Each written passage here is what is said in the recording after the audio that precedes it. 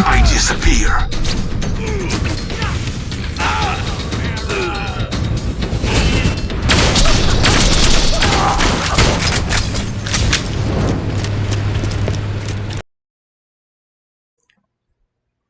Whoa, I hope you like that low health and juke of the BA Psycho. And hello everybody, welcome to my intro to Gun Zero, the new way of playing Zero of which it was intended to be. And this is compliments of Steel, who is the best Borderlands 2 player ever, and for sure the best Zero player I've ever seen. He is the one that created this style of play, which is much faster than the older way of playing Zero. Today I'm going over 8 techniques you must know to play Zero very well, or else you cannot call yourself a good Zero player. Above all, you must practice. I will go over all of these types of techniques with an example, and later on I will have a detailed set of videos for each one, and you will be able to view these later. I hope you enjoy. Ganking and spawn killing. It is very strange to see older Zero videos where players stand and trade with the mobs and gank absolutely nothing and rely totally on deception. First, that's not being an assassin. Second, it's not very good gameplay. The difference between a gank and a spawn kill is where a gank is that the enemy has already spawned, but their movement is so predictable where they get assassinated without knowing it. An example would be a bruiser giving out orders, having his arms up, not firing at you, and you deathmark them without deception and kill them without them knowing about it. And the spawn kill is where they simply are just killed on the spawn and have no chance to retaliate.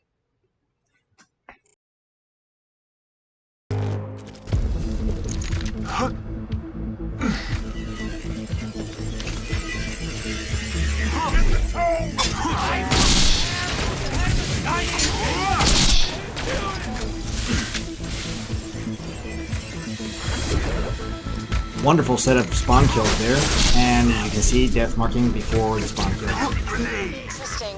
Though Jack is dead, you still deface his likeness. If you toss bullets away like so many fun-sized candies, I likely could have replaced Jack with a standard but you still look fun at it. Hologram placement is very important. The placement to get the queens to do what I want means that the hologram must be placed very accurate, and this is not by accident. We will look at this clip portion again later.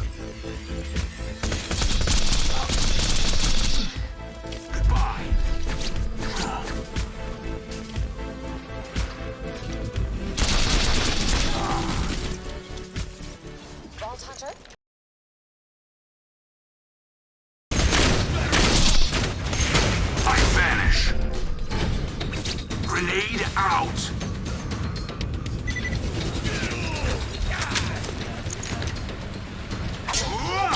Okay, here's a preview of Sniper Zero. The gameplay is very similar to Gun Zero, and these are all deathmark plus ganks.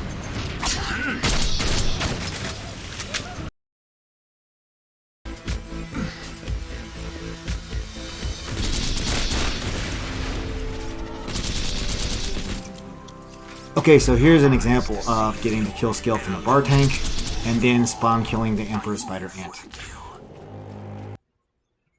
Hologram placement is very important to get your enemy to do what you want. For example, if you place your hologram close to a marauder, he runs away. If placed further, he comes closer. It's about distance, and that distance triggers a response from an enemy AI that is very predictable.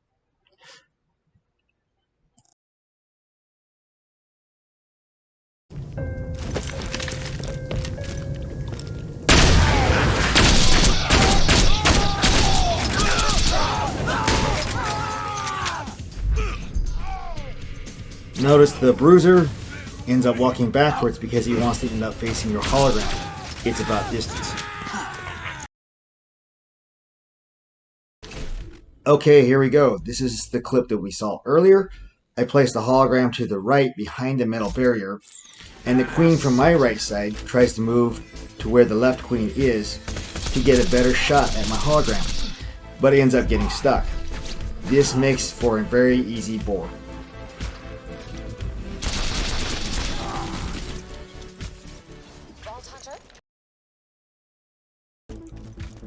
This is called getting small using corners or cornering, the basic way of not getting hit for obvious reasons.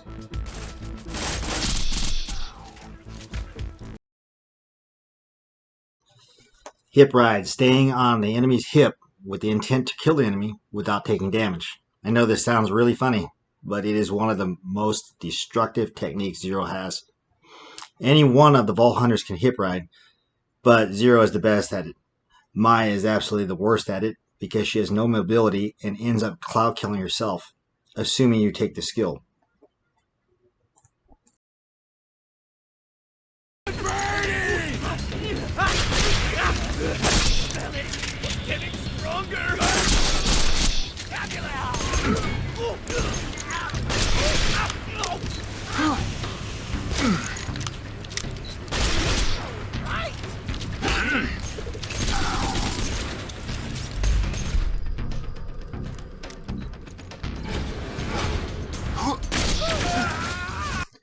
If you notice, I still have my action skill when the BA Psycho was trying to attack me. But the BA Psycho is no real threat since his swing only acts like a nice fan for Zero. Did you hear the real threat? The Marauder with the Malawan weapon. This will eventually lead us later on to the priority of killing the more important targets. Next time when you encounter a BA Psycho, are you going to run away, get hit, or hip ride him and make him look silly and easily dispatch of him? Get good at hip riding. You'll become nearly invincible. Hip riding works on any enemy except for BA Skags, large bosses like Saturn, Lilith's DLC scavengers because of the corrosive spike damage. There's a few more, but not many.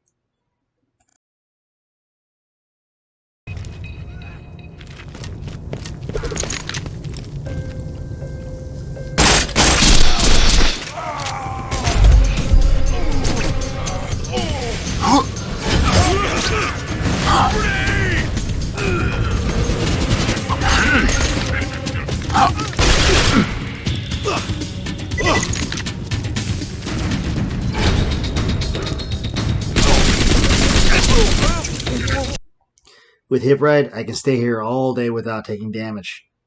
Make sure you don't slip off the front or too far in the back, or else you will get killed. Take some solace in the fact that he is constantly on fire, and Yes, you can Hip Ride the Spider Ants. I start by using my trademark double slag of the Scorches, using the Boar skill. I don't kill one of the Scorches, so I re-Hip Ride. This is way too easy. I don't get why people think this game is hard.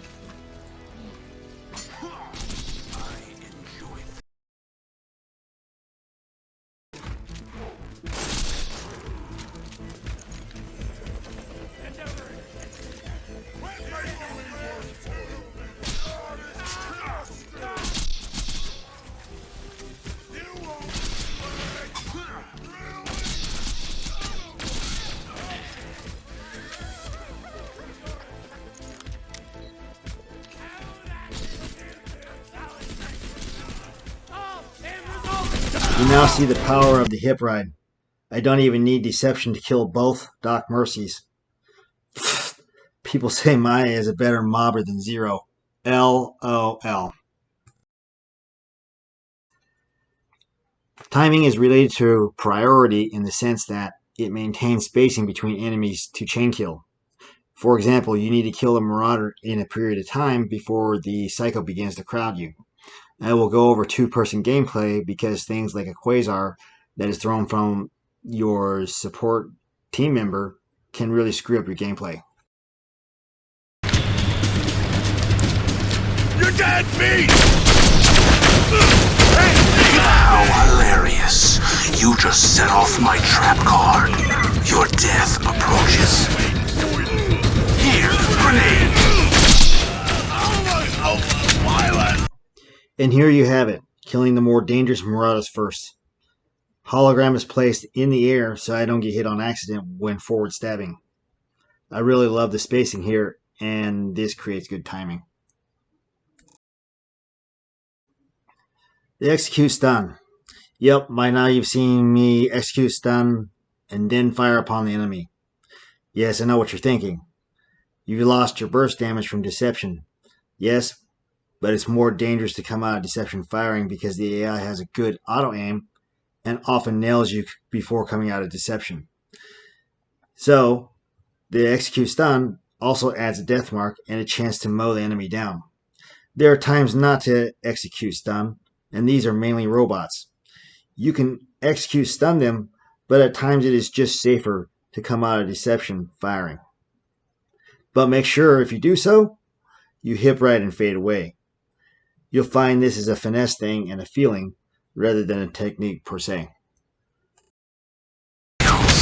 Your eyes deceive you, an illusion fools you all. I move for the kill.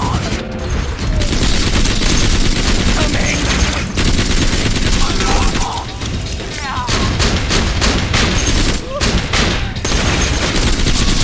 Stealth.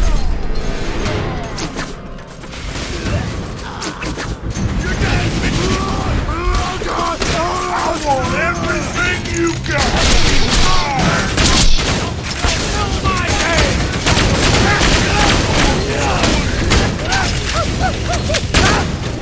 True world revealed. Weakness is now known to me. Time to go to work.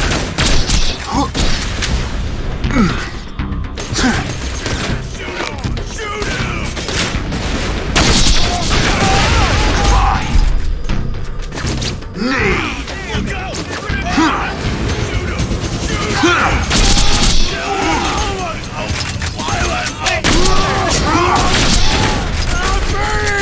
Burning! How hilarious. You just set off my trap card. Your death approaches. Death marking when not in deception. Since this gameplay was built on efficiency and speed, death mark is more important than slag in general. It is very strange to see older Zero videos where nobody used death mark outside of deception.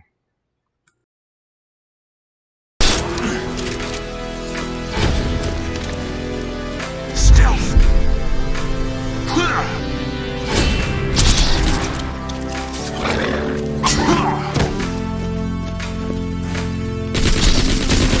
Incinerator clan killed. So this is the 1-2-1 concept of chain killing.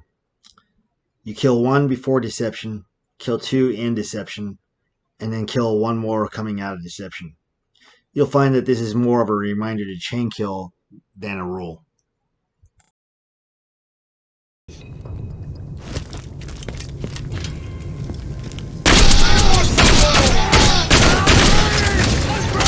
And I disappear, a ghost amidst the combat, preparing to strike.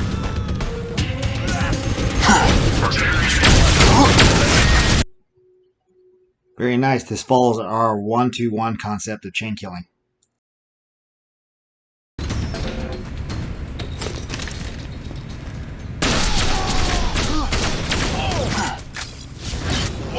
Goodbye. Come on, little one. Help! I'm down. Shoot them all.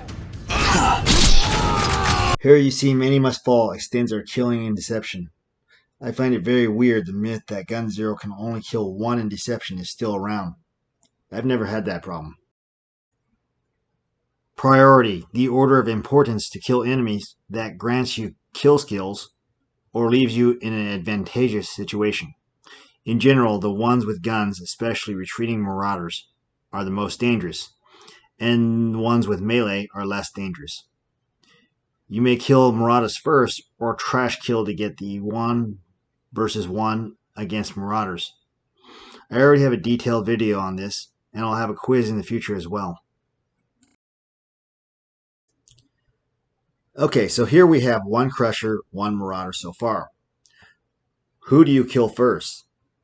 Well, if your answer is that it is unlikely to kill the marauder first because of his shield, and you must trash kill the bruiser first before killing the marauder so you can get a one-on-one situation with the marauder, then give yourself a pat on the back because that's the right answer.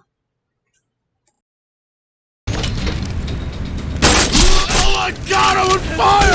Your eyes deceive you. An illusion fools you all. I move for the kill.